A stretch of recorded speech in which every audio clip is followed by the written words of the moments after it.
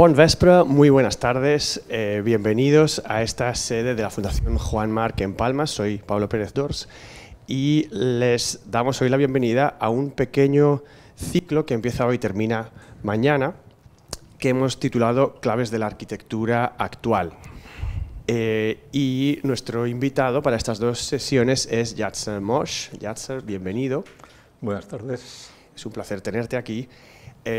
Que muchos de ustedes conocerán por sus libros publicados en Anagrama, con títulos como La ciudad de los arquitectos, que apareció en el año 94, un libro en el que trata sobre cómo los Juegos Olímpicos de 1992 transformaron la ciudad de Barcelona, o Arquitectura milagrosa del año 2016, un libro en el que explora esta fiebre de los edificios icónicos que ha infectado o contagiado a todo el mundo. Otro libro que conocerán muchos de ustedes es Queríamos un Calatrava, publicado en 2016, sobre este controvertido arquitecto estrella valenciano. Su último trabajo ha sido Palabra de Pritzker, publicado en 2022, muy cercano al tema de la charla de hoy. Habla sobre, bueno, son conversaciones de Yatser con diferentes ganadores del premio Pritzker, que como saben es el premio de arquitectura con mayor reconocimiento internacional.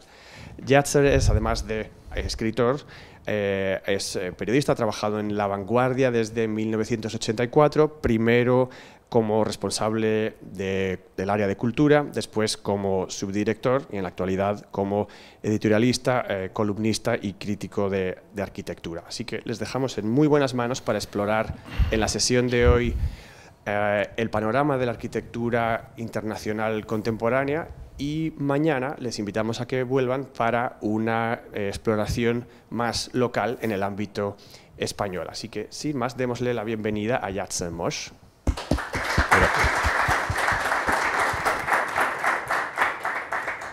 Bueno, buenas tardes, gracias por venir. Desde su primera edición en el año 79 y año a año hasta la actualidad, el premio Pritzker ha ido configurando lo que podríamos denominar digamos, el canon oficioso de lo que es la arquitectura contemporánea a nivel global. Hace 6 años me propuse reunir en un libro entrevistas con todos los ganadores del premio. Bueno, todos no podía ser porque una cuarta parte ya habían fallecido, había algunos que se acercaban a los 100 años y no estaban para nada, de manera que finalmente acabé entrevistando a 23 que fueron los que se pusieron a tiro.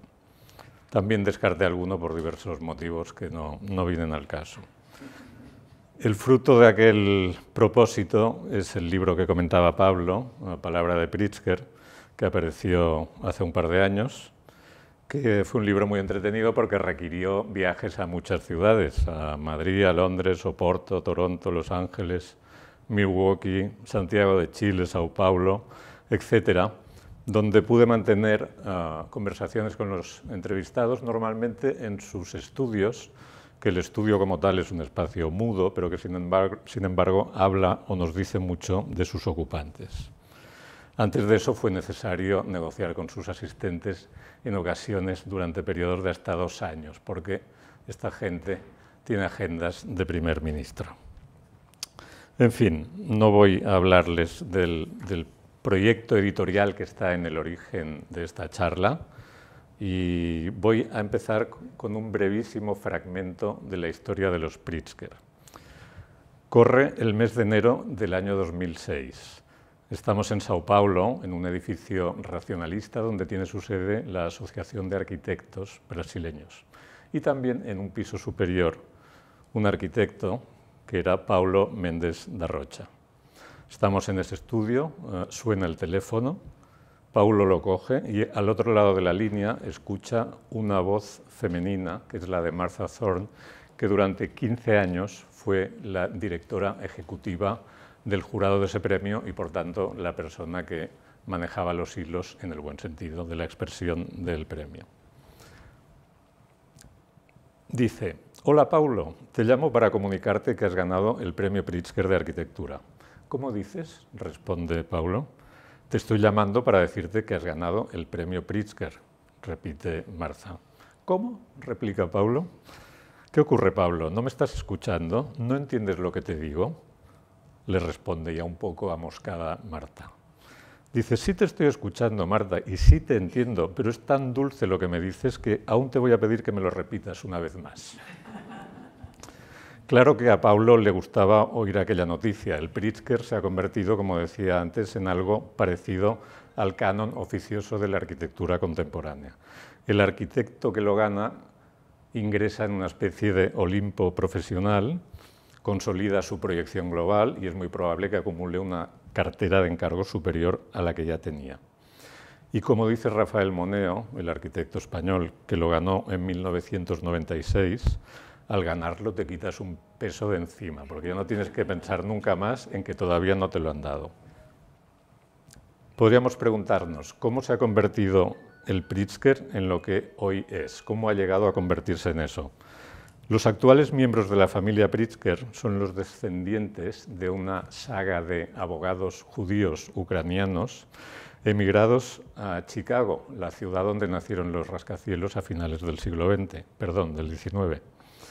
Con el paso de los años, los Pritzker progresaron mucho económicamente y se convirtieron, ya a mediados del siglo pasado, en la séptima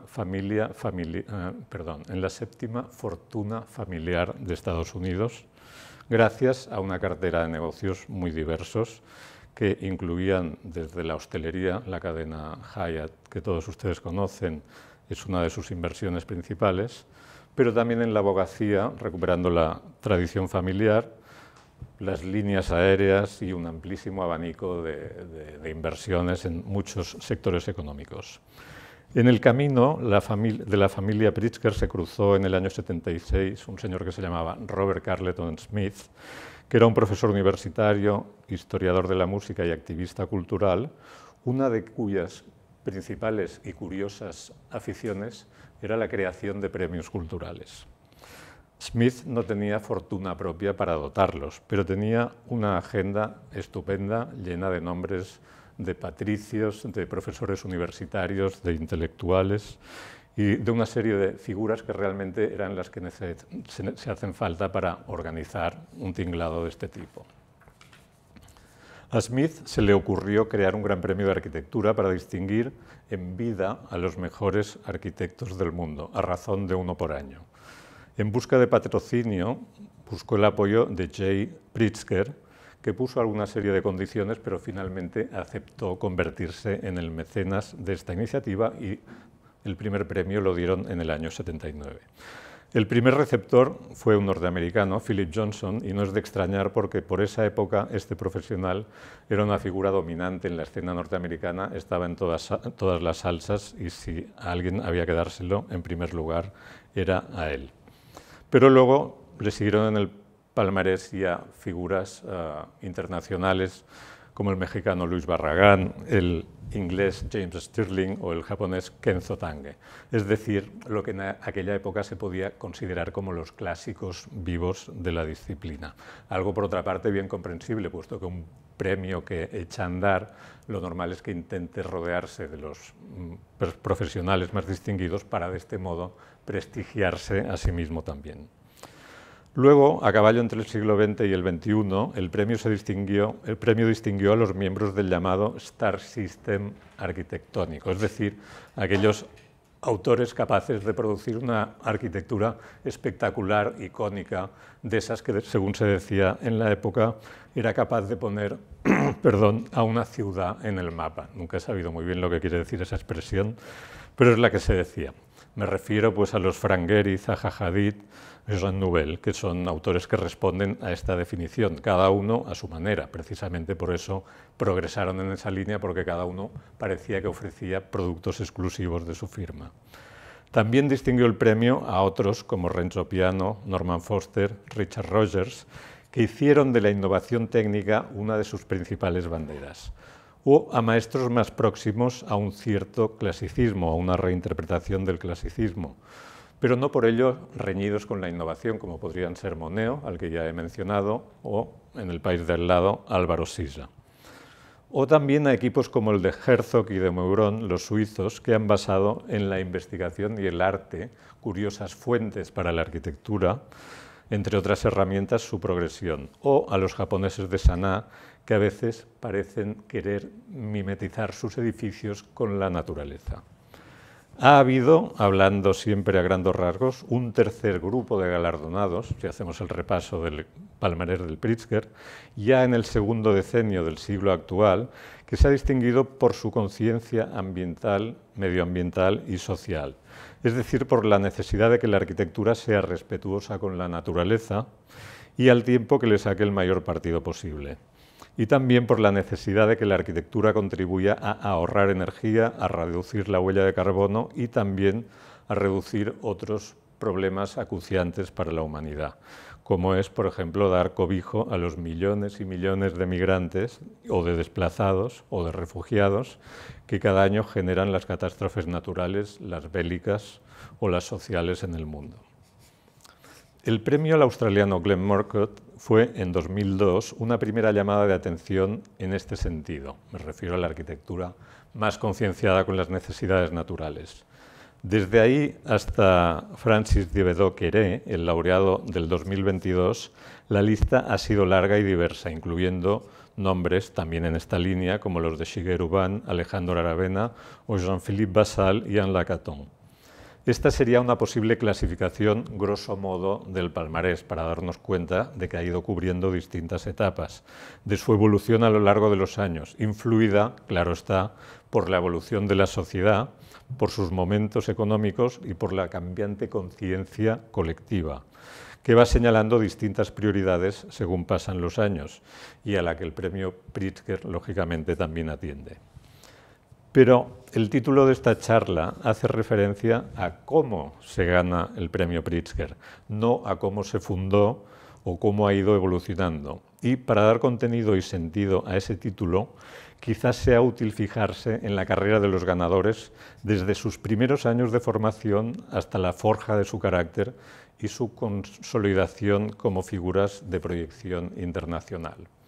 Al hacer esto, la primera y quizá más relevante conclusión que sacamos es que todos llegaron al mismo Olimpo profesional siguiendo su camino particular, distinto al de sus colegas y muy relacionado, entre otras cosas, con sus años de formación, acaso más con sus años de formación personal, con su despertar al mundo y con la formación de su carácter, que con los años de su formación puramente académica o profesional, aunque lógicamente todos fueron importantes.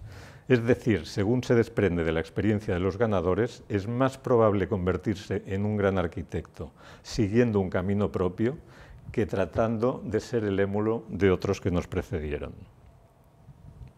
Para ilustrar lo dicho, sí. Tomemos, por ejemplo, el caso de Thiebaudot Francis Quéré, arquitecto africano y que recibió el premio del 22, como decía. Nunca antes, en más de 40 años, el Pritzker había recaído en un africano ni en una persona de su extracción social, cultural o profesional. Quéré se dio a conocer con un edificio de una escuela, un proyecto de 1999, terminado en el 2001, en su localidad natal de Gando, en Burkina Faso, en un escenario muy alejado de los habituales focos mediáticos arquitectónicos. Esta es una obra simple, hecha con muros de ladrillo fabricados in situ y con unas cubiertas metálicas elevadas sobre una ligera estructura que permiten la ventilación natural y así rebajar las temperaturas, algo muy conveniente cuando la temperatura ronda habitualmente los 40 grados. Una escuela, pues, que se relaciona muy bien con el clima local y que constituye la respuesta de Quéré a sus propios años de infancia, a los de la formación de su carácter, que, sin él saberlo entonces, le pusieron en la senda que le llevaría años después al Pritzker.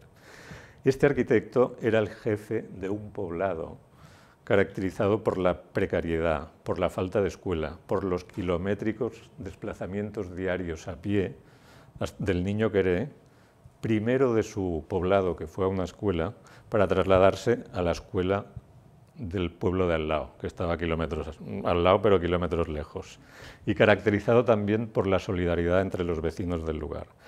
Queré encarna, por tanto, una idea de la arquitectura como respuesta a las necesidades más perentorias de la comunidad. Una respuesta esencial, directa y sencilla, que es lo apropiado cuando la economía local es pobre, pero no por ello deja de merecer una arquitectura de calidad.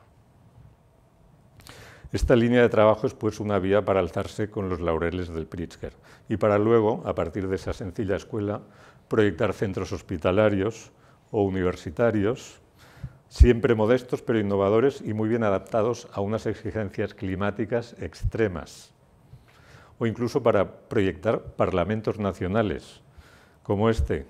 Esta es una imagen, un render del 2022, será la Asamblea Nacional de Benín, en África. El consejo de Queré es ayuda a los demás para ayudarte a ti. Es decir, ayudarse a los demás es el mejor camino para ayudarse a uno mismo.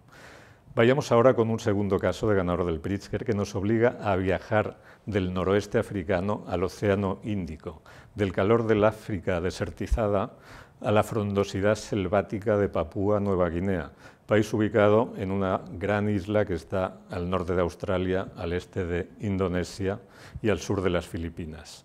Allí, y concretamente en una explotación maderera que dirigía su padre, es donde pasó sus años de infancia el australiano Glenn Murcutt, que ganó el Pritzker hace 20 años, en el 2002. Prácticamente sin salir de su país y construyendo exclusivamente viviendas unifamiliares en Australia. En esa infancia selvática, el niño Murcutt vivía rodeado de una vegetación tropical exuberante, en una zona donde no faltaban los animales salvajes, sometido a un clima extremo que solía incluir en una sola jornada el sol restallante, los vientos huracanados, las tormentas con aparato eléctrico o los torrentes desbordados. Ese contacto cotidiano con la naturaleza explosiva e insomne forjó el carácter de Murcutt y le llevó, llegada la hora, a concebir la arquitectura no como un refugio o un escudo protector ante la naturaleza, para eso ya están las cuevas y hace muchos años que salimos de ellas, sino como una maquinaria ingeniosa con forma de casa que se relaciona con dicha naturaleza para sacarle el mayor rendimiento posible. La de Murcutt es una arquitectura con algo de inspiración propia del Extremo Oriente, que es capital de las artes marciales, por ejemplo, que es capital en las artes marciales, por ejemplo, en el judo, y que nos dice que hay que aprovechar las fuerzas del enemigo para derrotarle. Murcutt halló, pues, su vía de acceso al Pritzker, optimizando el rendimiento que sus edificios extraen de las fuerzas de la naturaleza, con las que convivió y se familiarizó siendo muy niño, no negando la presencia de la luz solar, ni del viento, ni de la humedad o de los animales al acecho, sino buscando la mejor manera de convivir con todos esos elementos aprovechando sus fuerzas. Al Olimpo del Pritzker, como digo, se llega por caminos muy distintos. Murcutt, que sigue trabajando solo, acompañado a veces por su esposa y ocasionalmente con algún colaborador, no está nunca en más de 1 o 2 o 3 proyectos al mismo tiempo y tiene como una docena en lista de espera. Y en eso contrasta mucho, por ejemplo, con Norman Foster, ganador del premio en el 99, que ha construido en decenas de países, y no solo en Australia, como Murcutt, y dirige una organización enorme con más de 1.500 empleados. El de Foster es el más grande por su dimensión entre los despachos que, lejos de ser una gran ingeniería sin rostro, que esos suelen ser los mayores, se beneficia, digo, de una potente imagen de marca personal y se ha distinguido por su arquitectura tecnológicamente innovadora y de líneas siempre elegantes, por el carácter omnicomprensivo de la misma, por las dotes como organizador del propio Foster, por su ambición de estar en lo más alto de la disciplina y por considerar que la arquitectura debe rendir servicio no únicamente al cliente que le encarga la obra, sino en la medida del posible a todo el mundo. Foster, que nació en un entorno social poco favorecido en Manchester, es ahora una persona con maneras de primer ministro que se codea con políticos, financieros y creadores plásticos de primer nivel. En un momento determinado decidió que quería crear una estructura capaz de aspirar a los mayores encargos disponibles. y, según dice, ha intentado llevar la arquitectura más allá de los edificios, convirtiéndola en una herramienta para mejorar las condiciones de vida en las ciudades y, por extensión, en el mundo entero. La lista de realizaciones de Foster es impresionante e incluye centros de artes visuales como el Sainsbury, bancos como la sede central del Hong Kong and Shanghai Bank en Hong Kong, rehabilitaciones integrales como la del Reichstag en Berlín o espectaculares viaductos como el de Millau en el sur de Francia, además de rascacielos, aeropuertos, estadios, viviendas y casi cualquier tipo de tipología arquitectónica que podamos imaginar. La vía Foster al Pritzker, por tanto, es una de las más exigentes o de las que se ha basado en una producción más extensa. Pero lo esencial en ella es ese deseo y esa ambición que lleva a los límites de la arquitectura más allá que la de otros colegas, en términos tanto de innovación tecnológica como de excelencia formal o de capacidad operativa y, no menos importante, de responsabilidad global. Algunos Pritzker han ganado, dada su trayectoria que abarca todos los continentes, notoriedad en todo el mundo. Otros, en cambio, han operado con mayor discreción. Por ejemplo, el indio Balkrishna Doshi, premio en el 18, menos conocido en Occidente que la mayoría del resto de laureados, pero que ha combinado la arquitectura vernácula india con la moderna y una actitud, todo ello con una actitud más espiritual que apuesta por el fluir vital, si bien con una determinación notable para ir a sitios y hacer cosas. Doshi creció en el seno de una familia muy amplia, multigeneracional, donde la figura del abuelo era central, era como un gurú, de alguna manera. La peculiaridad de su existencia se refleja en sus obras, que en su mayor medida están en India, como las de Marcotte están todas en Australia. El de Doshi fue, por tanto, un Pritzker muy apegado a su comunidad, el de un excelente conocedor de las tradiciones de la comunidad y de las necesidades de los suyos, dispuesto a proponer nuevas fórmulas para que una sociedad determinada pueda afrontar con mejores herramientas arquitectónicas sus desafíos. Él pasaba, como digo, por ser, o se presentaba como un tipo muy espiritual, que abría la ventana por la mañana, escuchaba a los pájaros, miraba el árbol, decía qué bonito es vivir, pero en realidad estaba a la que saltaba también, de tal manera que cuando pudo se presentó en el estudio de Le Corbusier en los años 50 y le dijo que le tenía que contratar sí o sí, y le contrató, convirtiéndose después en su hombre en la India, como también lo fue de Louis Kahn, otro gran arquitecto, en este caso norteamericano. De modo que su obra es una mezcla de la tradición occidental, aquí la huella de Le Corbusier, por ejemplo, es bastante clara, pero también de lo que es la tradición india. Esto puede parecer una cosa un poco cutre, y en realidad lo es, pero para la comunidad que se beneficia de ello es muy interesante porque pueden integrar domicilios y pequeños talleres, de modo que a ellos les va de miedo. Y que también tiene su parte, digamos, un poco alocada, como esta galería de arte de reminiscencias casi gaudinianas. A diferencia de Doshi y como Foster, el italiano Renzo Piano, premiado en el 98, tiene edificios diseminados por los 5 continentes, incluyendo lugares tan diversos como Kansai, en Japón, donde construyó una isla artificial para a continuación construir un aeropuerto de casi 2 kilómetros, no, los 2 kilómetros son lo de la isla encima, en terreno ganado al mar, o como esta obra tan peculiar en Numea, en Nueva Caledonia, donde edificó un centro cultural consagrado a la cultura kanaka, o en Nueva York, donde levantó el rascacielos sede del diario del New York Times, en plena resaca además de los atentados contra las Torres Gemelas del 2001. También él se enmarca como Doshi en una tradición constructiva, en su caso determinada por haber sido hijo y sobrino de constructores de Génova de toda la vida, pero caracterizada también por la vocación innovadora y de excelencia. Piano ha ido más allá del ladrillo y del hormigón, que eran los materiales de construcción básicos de la empresa familiar en la que creció. Lo específico de su caso es que desde joven Piano se interesó por la construcción de herramientas, por el diseño y luego la producción de nuevas piezas que pudieran ser herramientas o que pudieran ser el fruto de estas herramientas por él creadas. Antes de adentrarse en la arquitectura, Piano se dedicó a estas tareas previas, convencido de que las cosas podían hacerse de otro modo, de que la construcción podía renovar su lenguaje y sus herramientas, así como el tratamiento y el uso de los materiales, en lugar de seguir reproduciendo los de su padre y de su tío. Asomarse a uno de los talleres de maquetas de Renzo Piano, por ejemplo, el de su estudio en París, en la Rue des Archives, que tiene como un gran escaparate que en realidad es lo que hay detrás, al otro lado del espejo, es el taller de maquetas.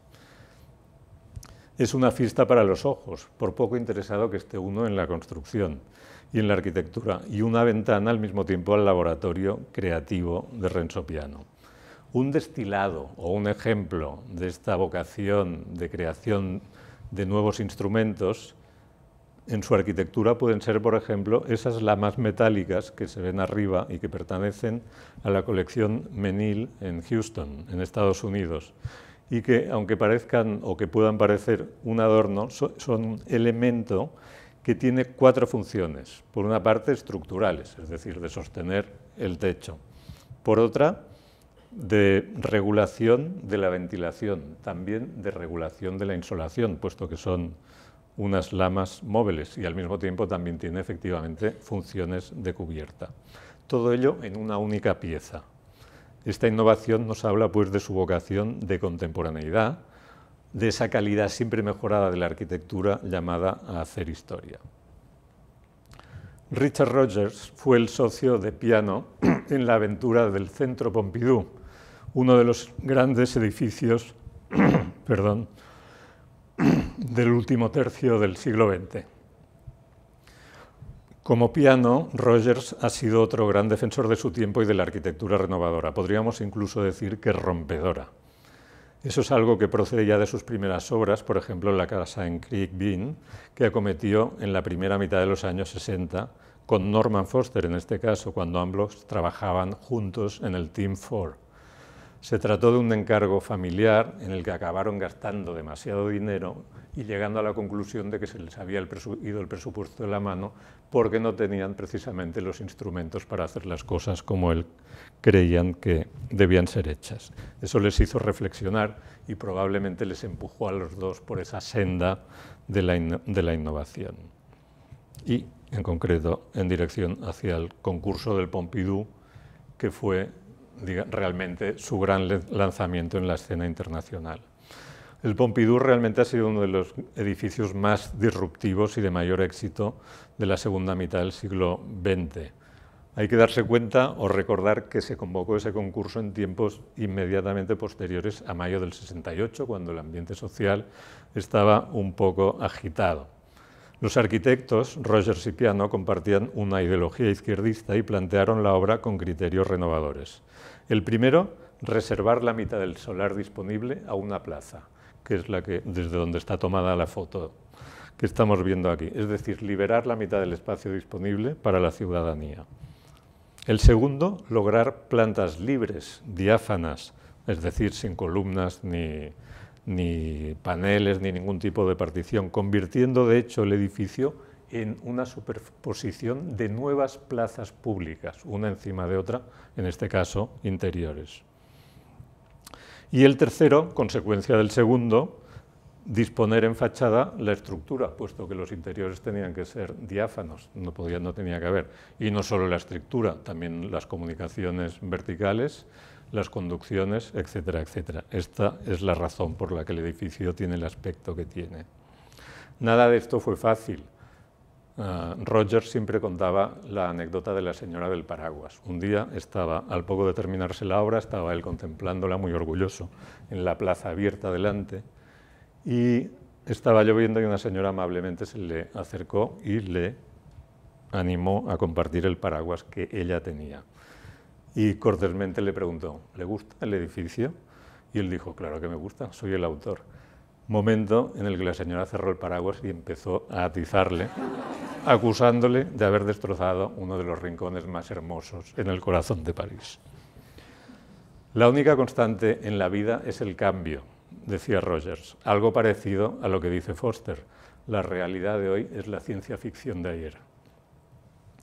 Una ciencia ficción que solo se materializa innovando innovando. La vocación de contemporaneidad, pues, también de disrupción como una vía hacia el Pritzker, una más, muy bien ejemplificada en Rogers, que con edificios como el Pompidou o la sede de Lloyds en Londres, que con gran habilidad, después de venir del Pompidou, que era un edificio que asustaba, digamos, a la opinión conservadora, consiguió colocarles este edificio sin enseñarles ni un dibujo previamente, solamente aupado por el prestigio del Pompidou, que sí ciertamente fue mal recibido al principio, tuvo un éxito tan brutal inmediatamente que, en fin, se pasó enseguida esa idea de que era una mala solución para París.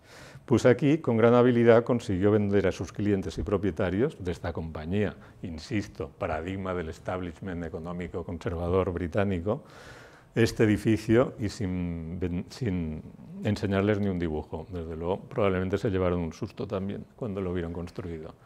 Bueno, esa idea de innovación está presente en muchas otras obras, como el Millennium Dome, que es un gran espacio para eventos que se construyó para celebrar el cambio de siglo en Londres, o esta probablemente la conocen, que es la T4 de Barajas. Otra vía al Pritzker podría ser la de los suizos Jacques Herzog y Pierre de Meuron, los arquitectos suizos premiados en el 2001, que afirman que el origen de la creatividad, y en este caso de su arquitectura, que por cierto es muy personal e imprevisible, está en la investigación, en una investigación que tiene que ver con la ciencia, con la biología, por ejemplo, pero también con el arte, y sobre todo con el arte conceptual. No en balde, la primera vocación de Herzog, que es el de la izquierda, fue la biología, algo que compaginaba con la creación artística. La ciencia y las ciencias naturales nos fascinan, dice Herzog. Hay una conexión muy fuerte entre la ciencia y el arte, quizá más fuerte incluso que entre la arquitectura y el arte. El origen de la creatividad está en la investigación. En la ciencia encontramos una fascinante e interminable sucesión de pasos. Es lo que sucede cuando ignoras algo y no sabes lo que vas a descubrir a continuación. Los científicos se exponen a la incertidumbre, mientras que los arquitectos tienen tendencia a buscar las certezas. Eso les puede llevar a diseños que confirman lo que ya sabían y habían hecho anteriormente, quizá con algunas variaciones, lo cual conduce inevitablemente a la decoración y al estilo, que son los grandes enemigos de la investigación. Nosotros intentamos elegir otro camino hacia el mundo de la arquitectura. Cierro comillas. Y eso es lo que aprecian también estos dos arquitectos suizos en el arte conceptual, que dicen que se basa más en la incertidumbre que en las certezas. Esa vocación experimental da, lógicamente, errores y aciertos. Herzog y de Meuron dejaron de lado investigaciones como las que experimentaron con plantas para tratar de desarrollar un nuevo tipo de protección solar, activado por la mayor o menor insolación. Eso fracasó.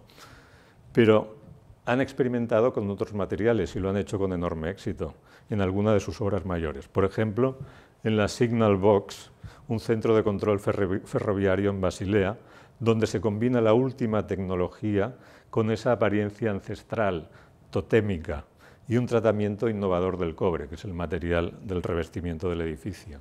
O en la tienda de Prada, en Tokio, que Herzog describe como un laboratorio de investigación y experimentos, y donde la fachada, la estructura, el espacio interior, la expresión, también las innovaciones materiales, son una sola cosa, de hecho.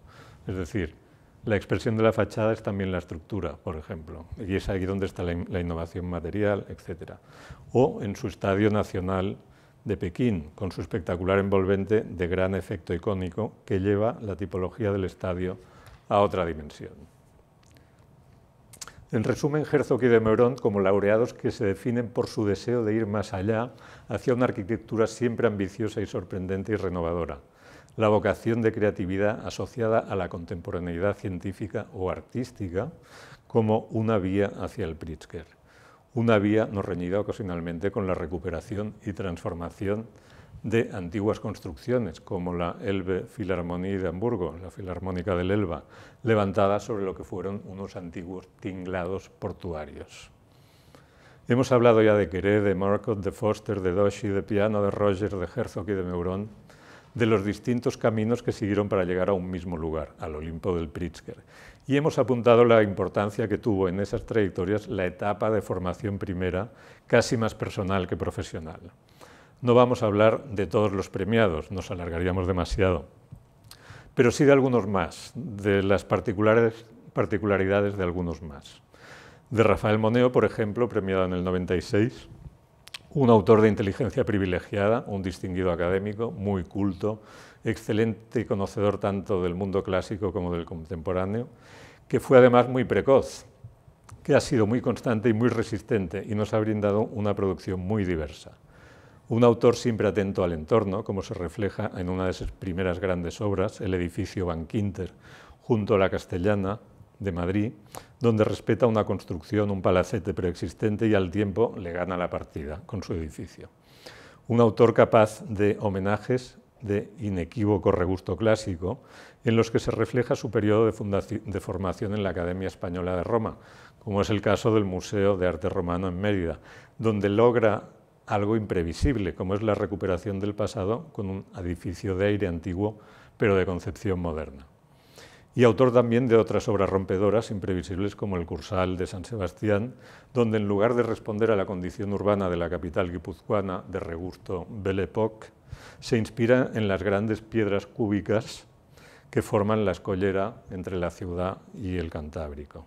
O algo parecido podría decirse del Ayuntamiento de Murcia, donde de nuevo la abstracción formal se convierte en un elemento definitorio, esta vez de un edificio compuesto por pilastras que dialoga sin complejos con los edificios barrocos que forman la plaza de la Catedral en Murcia.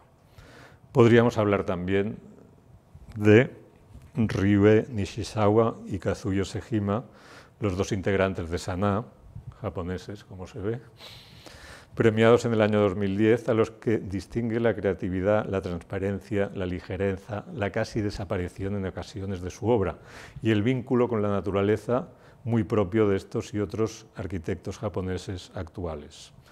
Así es, desde una obra inicial como el Museo de Arte Contemporáneo de Kanazawa, de fachada transparente, aquí no se ve mucho, pero toda la planta baja lo es, un museo atomizado en distintas piezas entre las que se podría ir como por los senderos de un parque. O en el Louvre de Lens, en la zona noreste de Francia, una sucursal del Louvre en una antigua localidad minera, donde propusieron un edificio bajo, fraccionado, con fachadas en las que se refleja todo lo que le rodea. Aquí no por la luz o por el ángulo de la foto, pero normalmente en estas fachadas lo que se ve es el pueblo de delante y las nubes del cielo. De manera como con esta voluntad como de que desaparezca, porque como dice Sejima, nos proponemos crear un horizonte que dé valor al cielo y también añade, buscamos una arquitectura que pueda evolucionar con su entorno. Sin renunciar a estas inspiraciones naturales, Sejima y Nishizawa han realizado también obras rompedoras, como este New Museum de New York, atento al contexto del barrio comercial del Bowery, donde se sitúa y donde es muy fácil encontrar delante de los almacenes o de los comercios montones de cajas cuya disposición reproduce de alguna manera el diseño de esta obra, o como el espléndido Rolex Center en el Politécnico de Lausana, una obra de tipología novedosa como es la biblioteca múltiple. Aquí se reúnen 15 o 20 bibliotecas de las distintas facultades técnicas, resuelta con un alarde constructivo. Aquí estuvieron todas las hormigoneras de la parte oeste de Suiza trabajando durante un día y medio ininterrumpidamente para forjar el hormigón que forma la loncha de queso de arriba y la de abajo. Fue un trabajo, digamos, muy interesante y desde mi punto de vista el resultado es uno de los más impactantes desde el Guggenheim de Bilbao de Gehry del 97. Esta crucial relación con la naturaleza que mencionaba al hablar de Sanaa es también muy patente en el caso de Toyo Ito, galardonado en el 13, en cuyo estudio se formó precisamente Sejima, la chica que hemos visto, que acabamos de ver. Y como de costumbre tiene unos impulsos iniciales en sus años de infancia y juventud, cuando Ito solía participar en celebraciones familiares bajo los almendros en flor, que parece que es una tradición ahí, convertidos para la ocasión mediante el uso de telas dispuestas sobre las copas de los cerezos, a modo como de tiendas de campaña,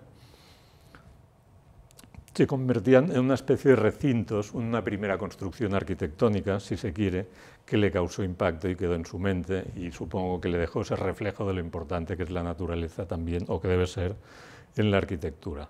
Bueno, esto es muy evidente en la mediateca de Sendai, donde la estructura son estas especies de de construcciones arbóreas interiores que recuerdan de alguna manera los troncos de los árboles. Esta es su obra más conocida y probablemente una de las mejores obras en todo el mundo de esa época, o esos referentes vegetales, aquí también son evidentes. Aquí volvemos a estar en Tokio, en Omotesando, que es esa calle donde todos los grandes arquitectos han ido a dejar su pequeño recuerdo, y las firmas, digamos, de moda los han contratado. O esto es Barcelona, esta son dos torres, una ortogonal y la otra también muy orgánica, que parece reproducir de alguna manera, o a mí al menos me evoca el tronco de un cerezo. O como en esta ópera en Taichung, en Taiwán, que parece querer regresar ya no a un entorno estrictamente natural, pero sí como cavernoso y arcaico. He ilustrado hasta aquí mi charla con obras de una decena de arquitectos. No me va a dar tiempo para entrar en mucho detalle sobre los otros 13, pero tampoco quiero saltármelos, de modo que vamos a por ellos. Por ejemplo, Frank Gehry, el más veterano entre todos los premiados reunidos en palabra de Pritzker. Recibió el premio en el 89. Él dice que merece la pena arriesgarse, siempre. Y él siempre lo ha hecho, hasta el punto, yo creo, de convertir esta frase en su divisa. Lo hizo, por ejemplo, empezando en su propia casa particular. Aquí se atrevió bastante, porque cogió una casa de Santa Mónica, en California, y la empezó a tunear de esta manera. O también, y de un modo muy exitoso, en el Guggenheim de Bilbao, la gran construcción global del cambio de siglo, sin lugar a dudas. O también en otras obras, como ese rascacielos que está muy cerca del Ayuntamiento de Nueva York, en la calle Spruce, y que en lugar de tener los muros cortina de cristal rectilíneos y planos, como suele ser habitual, pues reproducen como la caída de las faldas de no sé qué virgen, de no sé qué iglesia de Florencia, que ahora no recuerdo. Dice el portugués Álvaro Sisa, premiado en el 92 y gran admirador de Alvar Aalto, del autor finlandés Alvar Aalto, y como tal persona, digamos, que ha trabajado dentro del movimiento moderno, pero con gran libertad, sin necesidad de atenerse a unas normas muy estrictas, dice Sisa que hay que viajar, a modo de consejo a los jóvenes, hay que viajar, saber ver y dibujar. Dice que con eso, como arquitecto, ya tienes mucho adelantado. Viajar para conocer, saber ver, porque una cosa es mirar y otra ver, y otra aún más recomendable es saber ver y así extraer el máximo rendimiento de lo visto. Y dibujar, porque al decir de Sisa, aquí dibujando, el dibujo es el camino ineludible hacia la arquitectura, algo que se aprecia en obras como las piscinas de Lessa de Palmeira, al lado de Oporto, fruto de la observación y de cierta domesticación de este trozo de costa, o en la esencial iglesia de Santa María en Marco de Canaveses, o en obras como la Fundación Serralves, de nuevo en Oporto, o en la Fundación Iberê Camargo, en Brasil, no recuerdo la ciudad, perdón, en Brasil. También le gusta mucho decir a Sisa que todos los problemas tienen ventajas.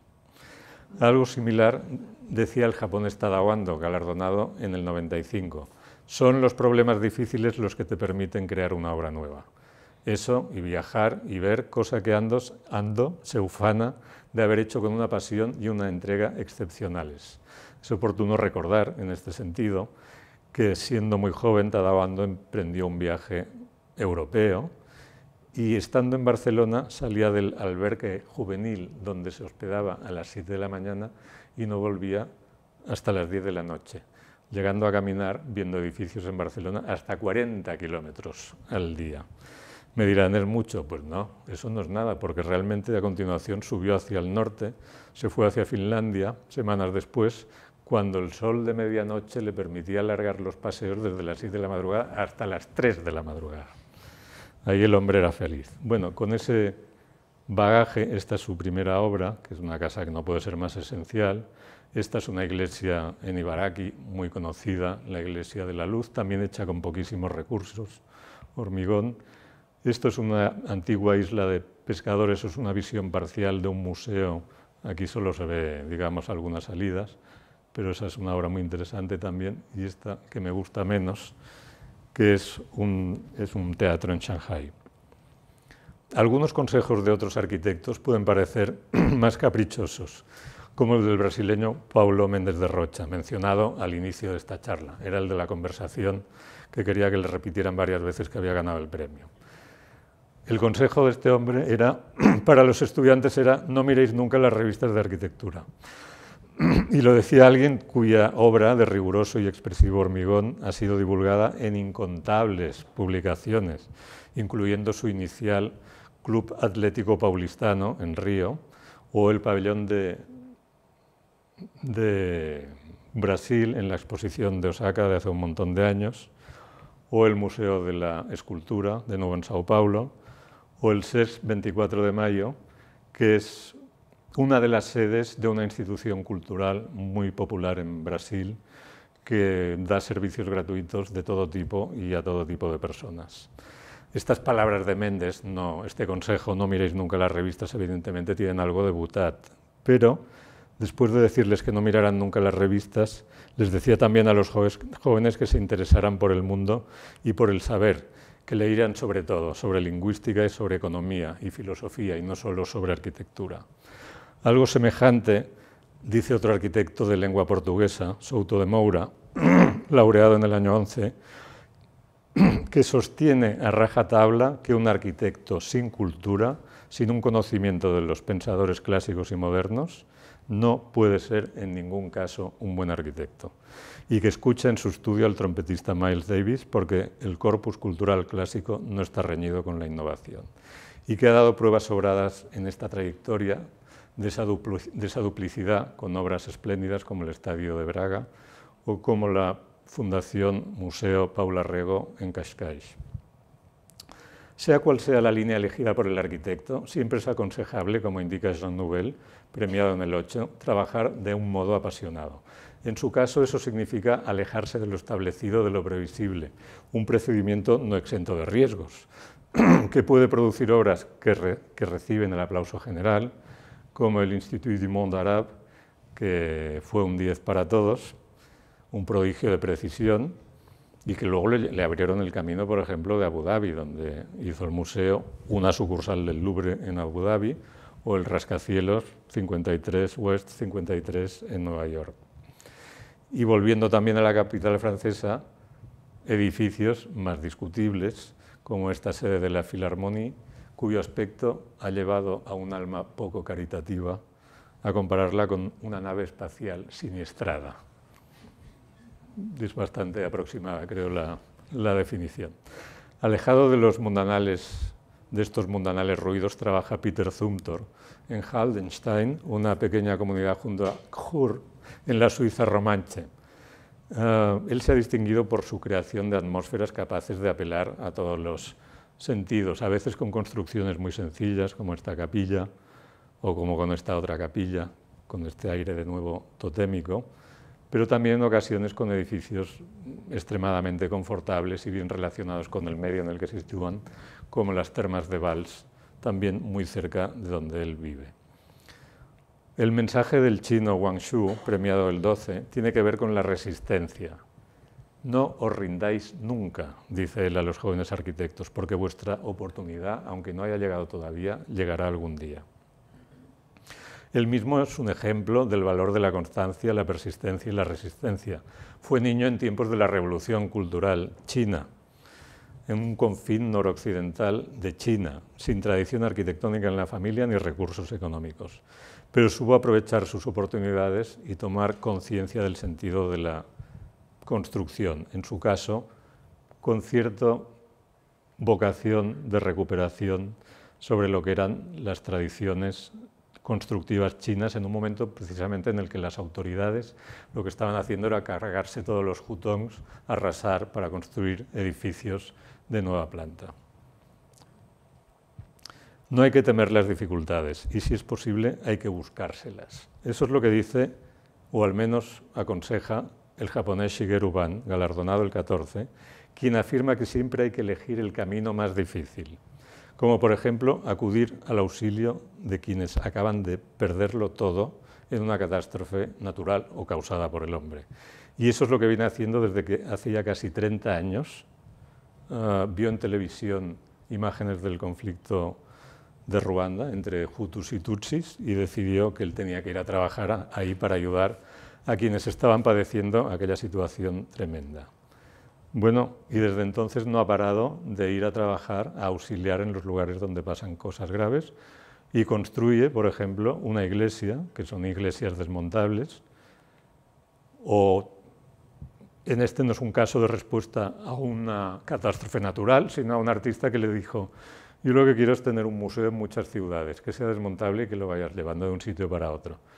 Y lo que le propuso fue buscar ciudades con puerto, con contenedores y montar y desmontar los museos. Y que luego, a base de hacer muchos trabajos de este tipo de ayuda, también ha acabado recibiendo encargos, digamos, un poco más encopetados, como es la sede del Pompidou en Metz, de nuevo una sucursal. Hay Pritzkers que piensan, como hemos visto, que el viaje es fundamental. También lo piensan los 3 integrantes de RCR, el estudio de Olot, que lo ganaron el premio en el 17. Pero al mismo tiempo piensan que también que lo principal es conocerse a uno mismo, conocerse en lo que nos haya podido afectar nuestro propio entorno y elegir el propio camino, porque según dicen, el camino de los demás, a ti no te va a servir. Eso es lo que hicieron ellos y realmente han conseguido obras muy estupendas. Esto parece que no sea nada, pero es un estadio de atletismo, digamos, que ha respetado la naturaleza preexistente. Estas son unas bodegas cerca de Palamos, en las que hace mucho frío porque todo es muy natural. Y esto, digamos, es su primera gran obra internacional en Rodez, en Francia, que es el Museo para el pintor Soulages, que todavía lo vio poco antes de morirse, centenario. Como podéis ver, a menudo lo que les gusta es construir con acero corten, lo que cuando la construcción es un domicilio particular consigues una atmósfera bastante fría, francamente. Y aquí tenemos a Yvonne Farrell y Shelley McNamara, irlandesas e integrantes del primer equipo exclusivamente femenino que ganó el Pritzker, concretamente en el 2020, y que afirman que la arquitectura debe ser un lenguaje que debe hablar en silencio. Universidad Bocconi en Milán, una de sus obras más conocidas, o esta en Lima, que tiene aspecto un poco como de grada de estadio, pero lo que está haciendo es hacer un poco como de mampara para evitar en la medida de lo posible este nudo de tráfico por aquí, sospecho que muy ruidoso. Acabo este repaso de los autores presentes en el libro, por sus circunstancias vitales y por sus consejos, con los franceses Jean-Philippe Basal y Anne Lacaton, laureados en el 21.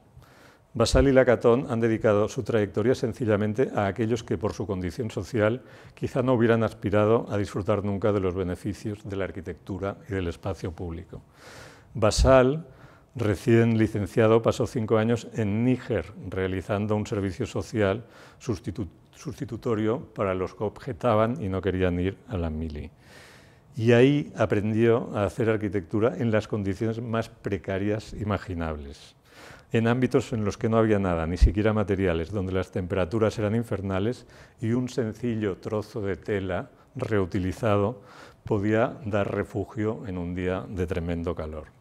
Cuando volvieron a Europa, lo hicieron con el convencimiento de que todas las personas, también las carentes de recursos, tenían derecho a una vivienda digna y con la capacidad para adecuar esa cultura arquitectónica de la precariedad al ámbito europeo. Eso se tradujo en primeras casas como la Latapí, donde recurren a materiales constructivos de invernadero para crear al coste más bajo posible una vivienda en la que el espacio, sin embargo, se multiplica respecto a lo que sería normalmente.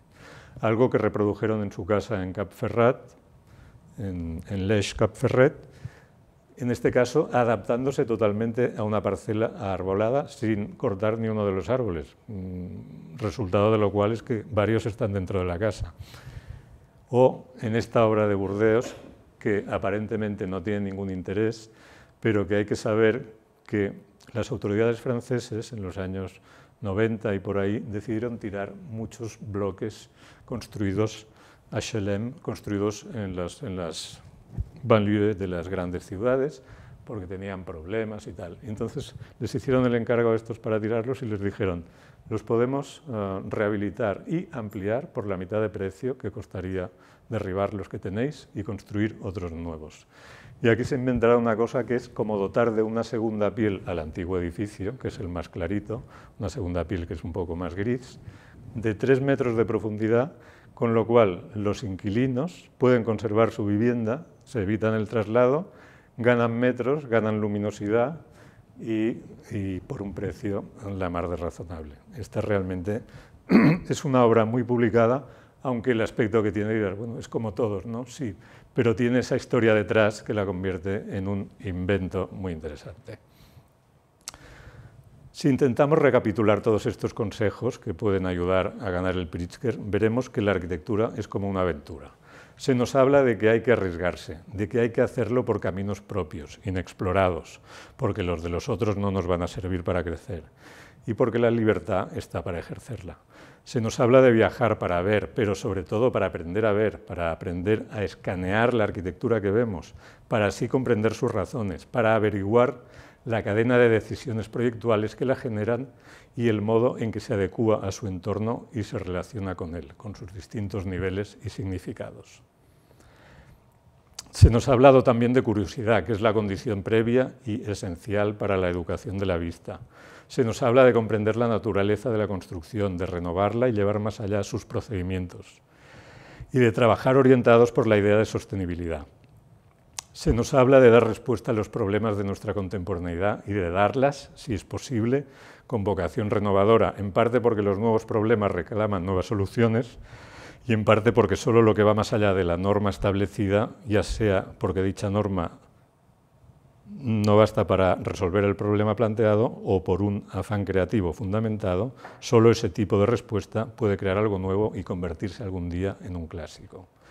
Se nos habla también de trabajar siempre con optimismo, honestidad e inventiva, y se nos pide, y en eso hay mucho consenso, que el mejor método para llegar algún día a conseguir algo consiste en trabajar, trabajar y trabajar, echándole mucha fuerza y mucha pasión. El título de esta charla, ya lo saben, es ¿Cómo ganar el Pritzker? Pues bien, la pregunta ahora podría ser, ¿basta con todo lo dicho para ganarlo? Y la respuesta podría ser, pues no, no basta. Porque para eso, además de una actitud resuelta y de un orden de prioridades adecuados, hay que tener un talento específico y distinguido, que es el que finalmente marcará, llegado el caso, la diferencia. Y eso, claro, se tiene o no se tiene.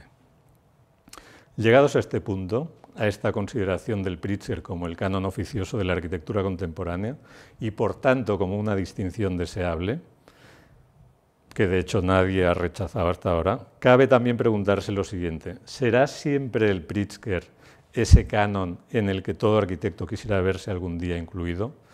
La respuesta a esta pregunta podría ser depende. Depende de cómo evolucione el palmarés del premio. Termino con una anécdota que me contó Alejandro Aravena. Este es el más guapo de todos los premiados. Premio Pritzker el año 2016, cuya producción se ha movido entre las viviendas sociales, como las incrementales de Quinta Monroy, así llamadas porque, como se aprecia en la doble imagen, se entregan en un estado y el usuario las completa a su aire. Arriba cómo se entregan y abajo cómo se completan. Y ubicadas en Iquique, que le dieron proyección global y también tiene una arquitectura de gran contundencia formal, cuyos cuerpos parecen establecer unos ensamblajes que obedecen a la ley de la gravedad más que otra cosa, ¿no? Y así se ahorra la estrategia del diseño, porque dice, bueno, ¿cómo caerían? Pues caerían así. Esto es una línea que inició en este proyecto que no se construyó finalmente, en unas bodegas para la cuenca del Rin, o aquí sí ya en la ciudad universitaria, en Santiago de Chile, es el Centro de Información Anacleto Angelini, que hace un poco lo contrario que suele hacerse en la arquitectura, que es poner un núcleo central a partir del cual se aguanta todas las plantas. Aquí digamos que la estructura de hormigón va por fuera, es muy gorda, porque ahí hay mucho seísmo, pero al mismo tiempo también guarda unas aberturas importantes. Y si elijo a este arquitecto chileno en este último tramo de mi charla, tras referirme a algunos arquitectos más o menos endiosados, que creen que son gran cosa porque han tenido una gran demanda y han hecho unos edificios muy llamativos, si me refiero a él, no es porque Aravena me parezca el paradigma de todas las virtudes, sino porque viene a demostrar que hay otras maneras de ser Dios, en términos arquitectónicos, claro, y que la arquitectura necesaria puede también practicarse sin aspavientos y con obras discretas.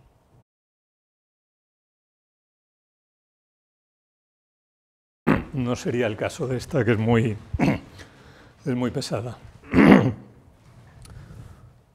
Hace cosa de 4 años, perdón, el equipo directivo del Festival Cinematográfico de Sundance, que el actor Robert Redford organiza cada año en Estados Unidos, había decidido encargar a Aravena su nueva sede.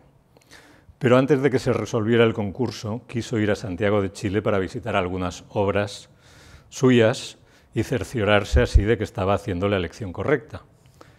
Visitamos, me contó Aravena, a quien ahora cedo la palabra, viviendas sociales. Lo hicimos sin contactar previamente con sus propietarios.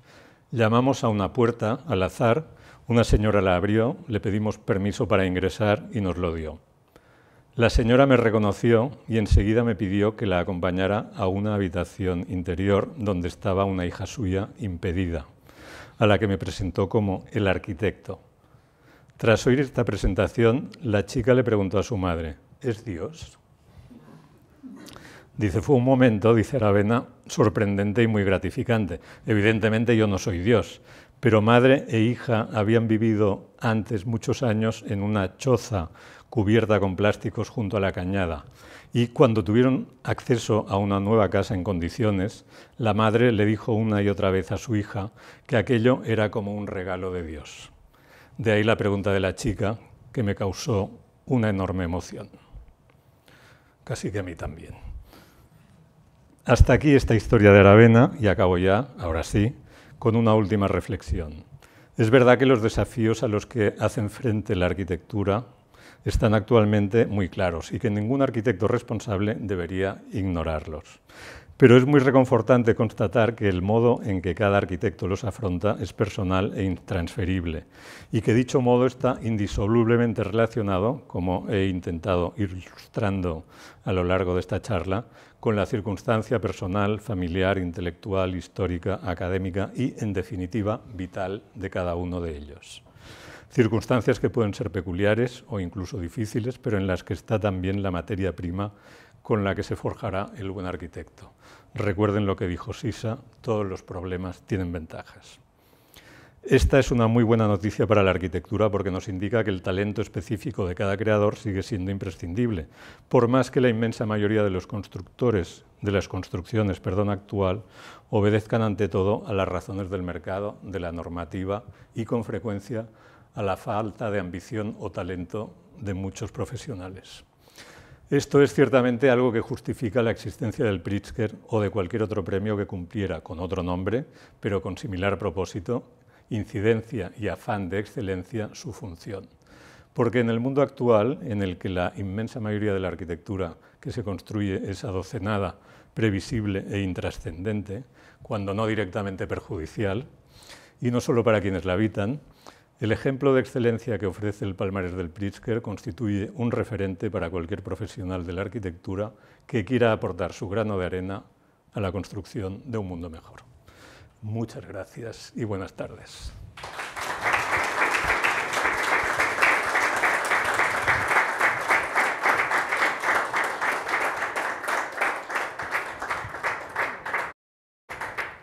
Muchas gracias, Yatser. Enhorabuena por una charla excelente. Y como siempre, tenemos la oportunidad ahora de hacer algunas preguntas a nuestro invitado de hoy. Les pido que por favor las hagan usando el micrófono para que las personas que nos siguen en directo puedan también oírlas, Aina o yo. ¿Cumple las condiciones para a lo mejor en el futuro ganar el Pritzker o es que simplemente es cosa mía y no es un arquitecto de ese nivel? Y me gustaría saber si hay una, no la puede decir, pero si hay algo que no se puede decir de por qué Alejandro Zaera no es tan famoso en España como, por ejemplo, otros arquitectos, que lo voy a nombrar. Gracias. Bueno, quizá porque reside, no sé ahora, pero me parece que residía en Londres mucho habitualmente. Y luego porque en España tiene la proyección que tiene, pues o porque no se ha presentado a más concursos o porque ha perdido los que le han, o no ha ganado aquellos en los que se ha presentado. Es verdad que tuvo un arranque muy brillante con Farshid Musavi, que era su mujer en la época, y en este proyecto en Yokohama, que además tuvo muchas dificultades, porque cuando abrieron las plicas del concurso y vieron que eran unos desconocidos, porque en la época debían estar por los 30, por decir algo, pues estuvieron a punto de cargárseles el proyecto y tuvieron que defenderlo con uñas y dientes. Pero es verdad que la trayectoria, en fin, si tomamos el ejemplo español, es evidente que no tiene un grosor correspondiente a los otros del palmarés del Pritzker. Ocurre también que las épocas, como he intentado decir, al dividir muy caprichosamente el palmarés del premio en tres épocas distintas, pues bueno, clásicos vivos, Star System, que era lo que se llevaba en la época del cambio de siglo, y luego las preocupaciones sociales, que es lo que llama más la atención ahora, sobre todo a los jóvenes profesionales. Claro, Zaera tampoco encaja, el presente es el que es, y el criterio del Pritzker dominante, al menos en los últimos 8 o 9 ediciones, o el más frecuente es ese. Y tampoco sé si él encaja exactamente. Miralles, yo creo que si no se hubiera muerto y se hubiera alargado un poco más el periodo de la arquitectura espectacular, podía haberlo tenido fácilmente. Claro, murió con 45 años y con obras ya muy importantes, como el Parlamento de Escocia en Edimburgo, que realmente dieron mucho que hablar, entre otros motivos, también por el presupuesto. Pero él realmente era con un talento creativo fuera de serie. Todo edificio era, en fin, yo lo aprecio mucho. Anímense. Dale, dale. Perdón, me ha hecho gracia cuando ha mencionado el primer arquitecto africano, porque hay una leyenda urbana que dice que la primera arquitecta africana tendría que haber sido la mujer de Robert Venturi, no sé si conoce la polémica. Pues sudafricana, sí. Sí, porque técnicamente es blanca, pero es africana. Y a mí me gustaría saber si, porque por ejemplo, Miralles, Zaera, Murcut, ha habido varios que en realidad son parejas arquitectos, pero en aquella época, ahora ya no, ahora se ve que ya no, pero en aquella época se le daba solo a una persona que normalmente era el hombre. ¿Cree usted que, como el caso de la mujer de Venturi, el hecho de estar casada con otro arquitecto y formar una pareja ha perjudicado a arquitectas mujeres? Porque aquí hay muy pocas, yo creo que he visto como 5 o 6, y la mayoría son en los últimos años. Gracias. De nuevo, el tiempo es un factor determinante, en este caso la época que se atraviesa, ¿no? Venturi firmaba Venturi, Scott Brown y Rauch, quiero decir que ella era titular, ¿eh? Las obras las firmaban los tres. ¿Por qué le dieron el premio solo a Venturi?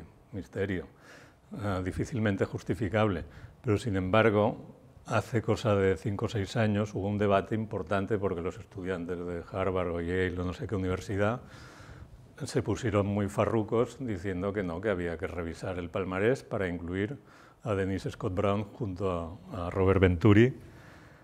Y el jurado, pese a que estaba ya dirigido por Martha Thorne, la que hablaba con Méndez da Rocha, y que ella se ha distinguido, entre otras cosas, por lograr un jurado paritario y por prestar mucha atención a la arquitectura de las mujeres, y la prueba la tenemos en Grafton Architects, que es el primer. Pues a pesar de eso, en el momento el jurado, con ella como responsable del jurado, decidió que no les parecía correcto revisar la opinión de unos antiguos colegas suyos o de quienes ocuparon su lugar previamente. Se puede estar de acuerdo o no, pero ese fue el razonamiento que hicieron.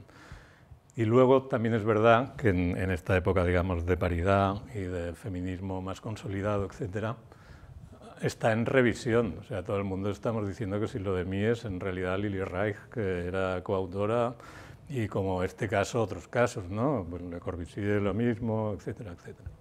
Es un debate muy de nuestros días. Gracias. Buenas tardes. Yo quería preguntarle, me ha llamado la atención que no hablara de Zaha Hadid.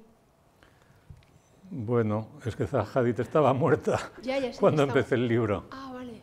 Sí. Y he dicho al principio que a mí me hubiera gustado entrevistarlos a todos, pero mira, Zaha Hadid yo la había entrevistado en Barcelona, pero con un formato, anteriormente con un formato que no era el que requería este libro, que eran charlas más largas y podía ser de un par de horas en su casa, etc. O sea que, ya decía al principio, una cuarta parte de los ganadores estaban muertos. Algunos estaban centenarios, auténticamente centenarios. Luego, por ejemplo, cuando llamé a Richard Mayer a Nueva York, hacía una semana que había salido en el New York Times un artículo contando que se dedicaba a perseguir a las becarias de su estudio y que tenía una investigación periodística que tenía como encima de la mesa 15 demandas, ¿vale? Y me dijeron, el señor Mayer no está atendiendo a la prensa actualmente. Por eso decía que las razones por las que algunos faltan son de orden diverso, ¿eh?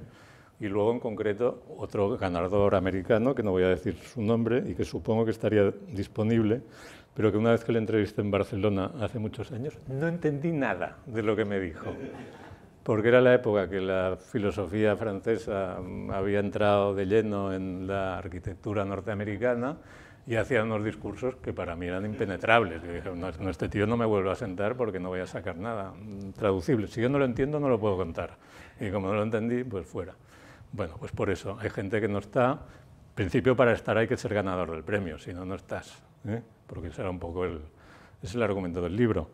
Y luego, pues algunos entraban, y de todos los que llamé, solo Rem Koolhaas, que Rem Koolhaas sí que está vivo, tiene el premio. ¿Y por qué no está? Bueno, porque yo escribí a 24, me parece, y el único que ni contestó fue Rem Koolhaas. Pensé, bueno, pues será que no le interesa. No insistí, ya está, con una vez es suficiente. Y en cambio, y no es que le tenga ninguna animadversión, ni mucho menos, pero cuando entrabas en contacto con alguien, a menudo te decían, uy, está ocupadísimo, olvídese en los próximos 6 meses y tal. Decías, vale, espero. Y como he dicho, algunos tardaron dos años. O sea, con las secretarias de Norman Foster, yo sabía cómo se llamaban sus hijos, si habían ido de parto, cómo se llamaba la interina que les sustituía cuando ellas no estaban. Los divorcios no, pero me faltó poco ya, ¿eh? Quiero decir que habían relaciones que reflejaban que yo no tenía mucha prisa, o mejor dicho, que tenía paciencia, que yo sabía esperar, ¿no? Pero claro, si no te responden, pues... Pero vamos, quiero decir que yo satisfecho sí, porque me dio la sensación de que la respuesta era satisfactoria. Y los que faltan tengo excusa para todos.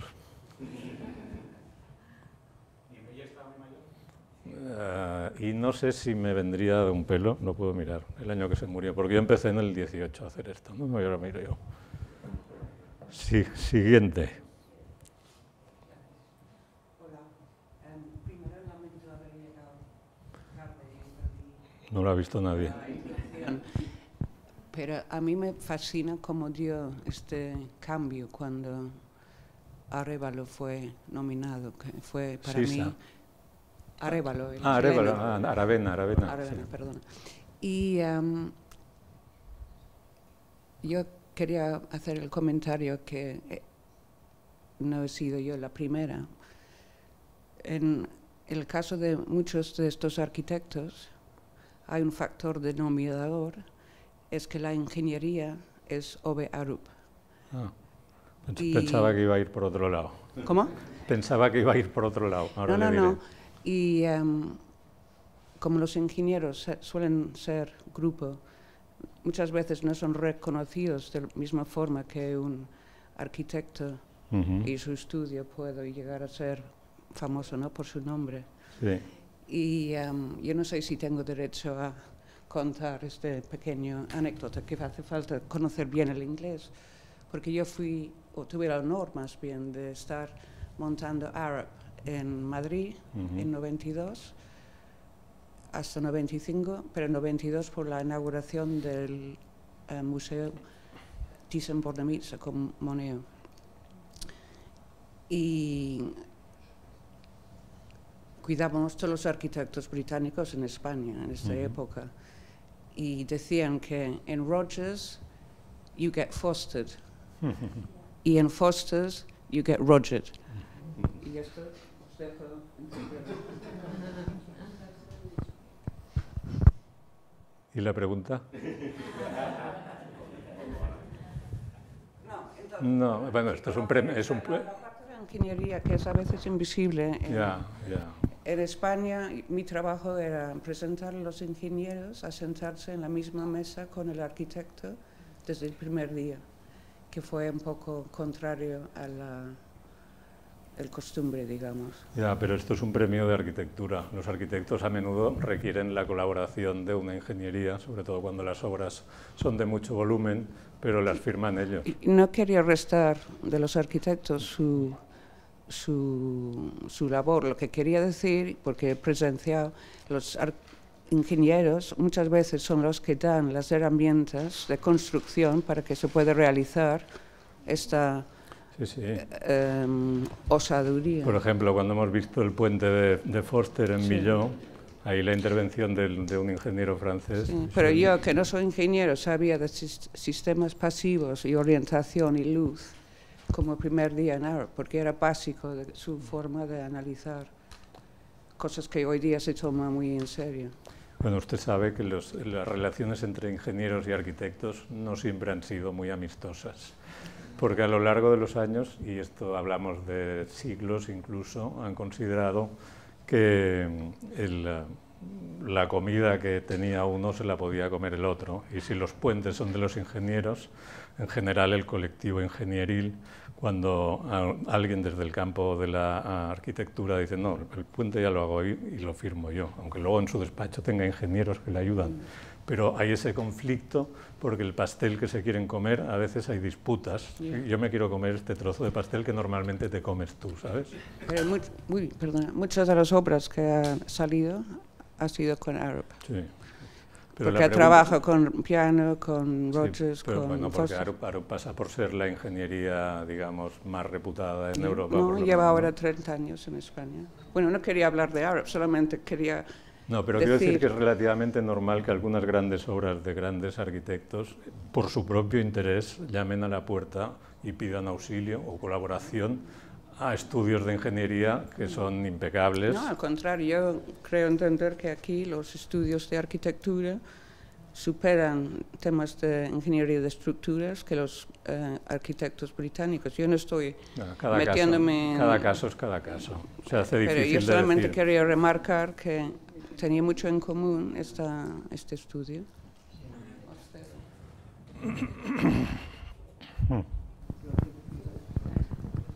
Seguramente es una pregunta para la conferencia de mañana, pero con todo el respeto, por supuesto, a todos los arquitectos que han trabajado en Mallorca, en una isla que en los últimos 50 años se ha construido tal cantidad de edificios, es muy difícil encontrar buena arquitectura contemporánea.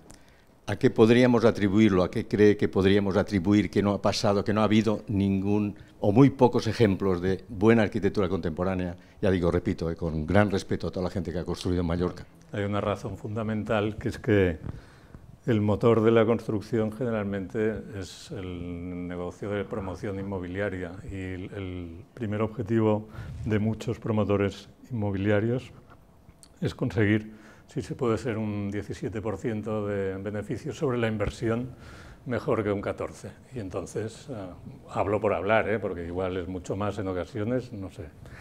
pero las prioridades son las que son. Si tú le dejas a un arquitecto de talento reconocido presupuesto libre para hacer lo mejor que se pueda, lo mejor que sepas en tal sitio, probablemente te saldrá una obra en condiciones. Pero los agentes que rigen el mercado de la construcción no siempre tienen esas prioridades. Es un negocio y las prioridades en el negocio son ganar dinero. Si hay que reducir calidad de materiales, si hay que cambiar materiales, si se dice vamos a hacerlo como se hace siempre, que ya viene preindustrializado, ya es más fácil. Sí, pero hemos visto ejemplos desde Francis Queré a la Catoni Basal o a Shigeru Ban de que con poquísimos medios han hecho gran arquitectura. Sí, pero si le haces una Shigeru Ban, si le haces un refugio desmontable de 2 pesetas, esto un constructor no te lo va a comprar porque no va a sacar beneficio de la venta. En todo caso, por favor, no hablemos de las miserias de la arquitectura cuando hemos disfrutado durante una hora con los ejemplos más inspiradores en el panorama mundial.